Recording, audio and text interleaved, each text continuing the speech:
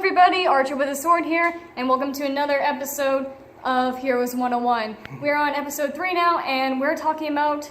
Who are we talking about? We're talking about the Joker from the Batman series. Yes! I'm so excited about this.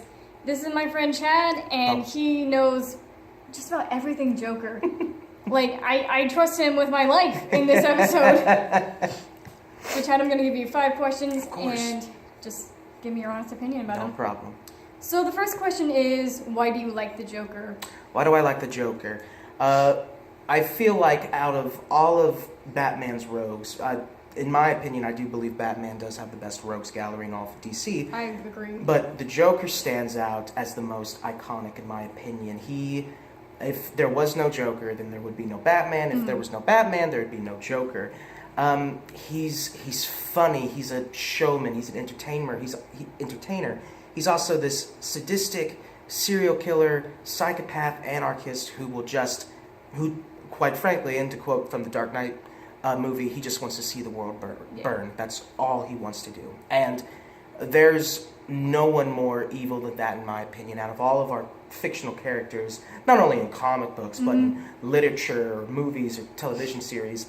He's got to be one of the top 5 villains in all of history, in my opinion. What was your introduction to the Joker? The classic Batman animated series with Kevin Conroy.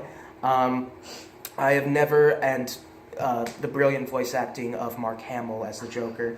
I have never seen a character like that before in my life. I mean, he was electric. He was funny, and anytime there was an episode about the Joker, he stole the show. Yeah, my eyes were immediately glued to the TV every time I saw him. He was my introduction to I feel like Batman the Animated Series was my introduction to comic books in general. Yep, mine too.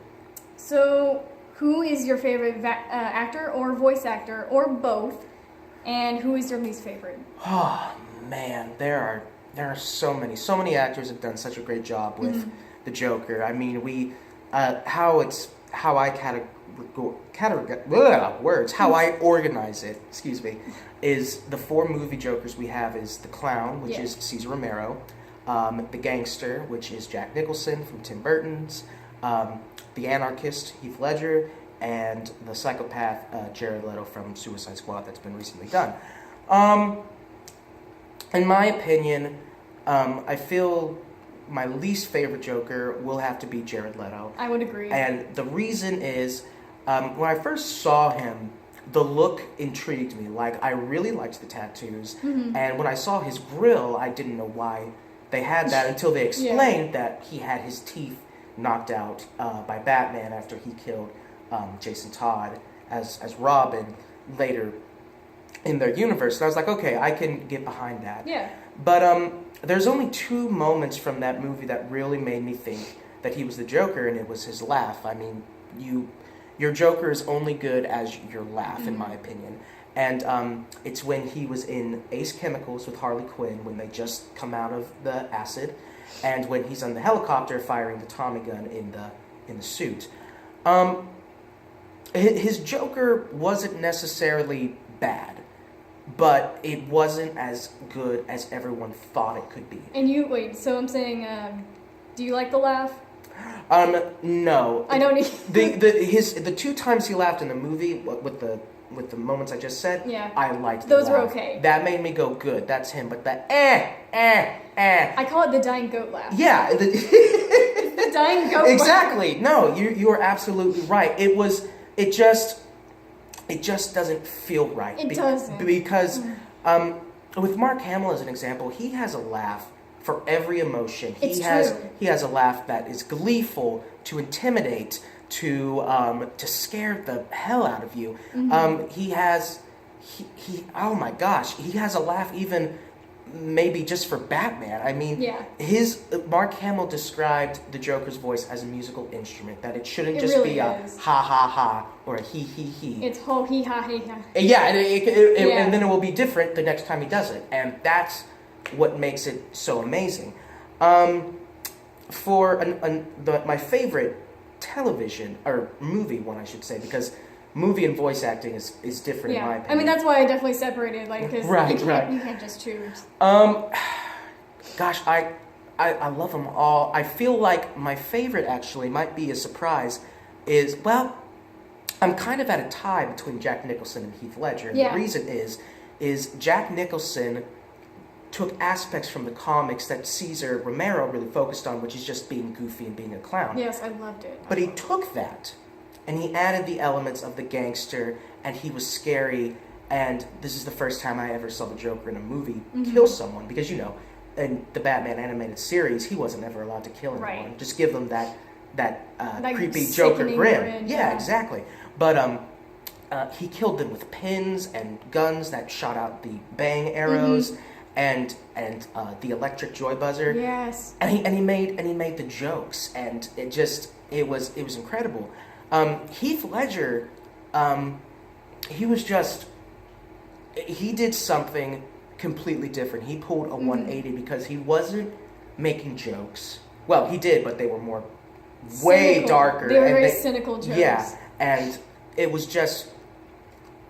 seeing something, and just when you heard that in the movie, that's like the siren, just like on that, and all the times like when he did the pencil trick, or the one that gives me the most goosebumps is when he sat there and he's like, how many of your friends did I kill? And the guy's like, he killed 5, and he says, want to know why I use a knife? Well, that's because guns are too quick. You never get to savor all those itty bitty emotions that come out. So in a way, I knew your friends better than you.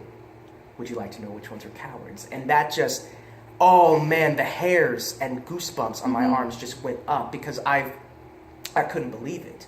And just where he says he didn't have a plan, you don't know whether to believe him or not, Right. because everything worked in his favor, even getting Harvey Dent to become Two-Face in that movie. And it was incredible. Like he won Gotham City, and if I still feel sadness and remorse about his death, because if he was still alive, Dark Knight Rises would be a totally different movie. It would. Because maybe we'd have Joker and Bane, or it'd just be another Joker movie to just light everything on fire. And I feel like maybe Suicide Squad even would have been... Suicide Squad would have been very different, because it probably would have been Heath Ledger. It probably would have. Yeah. I would have absolutely loved to see that. Oh, I would have loved that. It would have been great. And then moving on to the voice actors, there's not a voice actor that I don't dislike. I really enjoy the voice actors. Well, but just to cut you off real quick, who did the voice for the Joker in,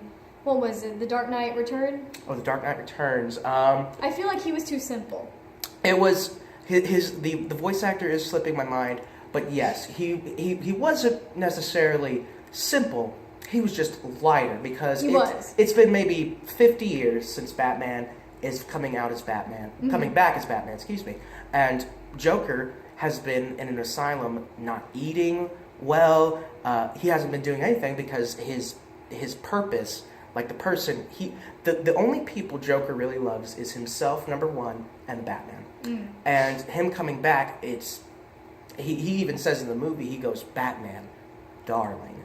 And then he goes out and starts stirring up trouble. Now, the things he did in the comic book and the movie of just running through that park and just slaughtering people, and it leads to one of my favorite quotes in the comic and the movie, where Batman says, I'm done, you have killed every single person, and the Joker says, I never kept count, and he's pulling out a knife secretly, and Batman says, I know everyone, and Joker says, I know you do. Stab, and I love you for it. And then they go right into the fight. And